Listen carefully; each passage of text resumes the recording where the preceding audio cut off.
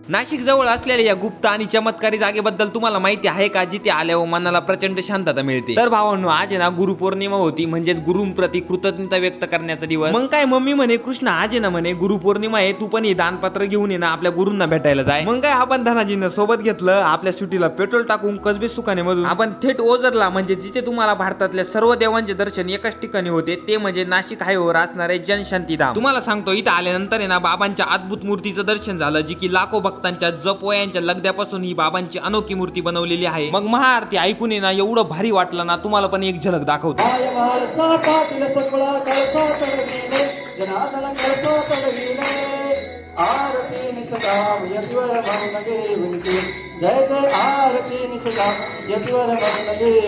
तुम्ही नाही त्या आतमध्ये जाताना ना बाबाजींच्या अमृतवाणीतून निघालेले विचार लावलेले, तुम्ही जर हे विचार वाचून आत्मसात केले ना, तर तुमच्या जीवनाचं सार्थ झाल्याशिवाय राहणार नाही. मी तुम्हाला आहे ना बाणेश्वर महादेवाचं अद्भुत रहस्य पुढील भागात सांगतो. व्हिडिओ जर आवडला असेल तर आपल्या एका मित्राला शेअर करून कमेंट मध्ये जय बाबाजी लिहायला विसरू नका. भेटूया पुढील भागामध्ये, तोपर्यंत रामकृष्ण हरी.